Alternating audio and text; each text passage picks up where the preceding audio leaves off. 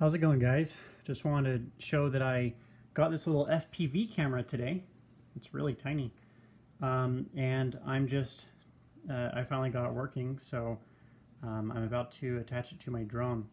And I might not actually get that working till morning. It's a bit late right now, so I'm just wanted to show that I have it working. And so this is the FPV camera. It's about 20 bucks on Amazon. And then this is my receiver. I went ahead and bought a little bit of a better one, which was about 40 bucks, so I can have longer range.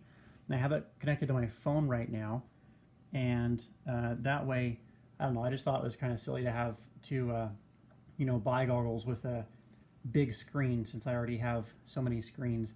I thought I might as well just buy this receiver, which connects to a phone or a computer or a tablet or whatever. You can see over there my printers, my laptops, and here I am.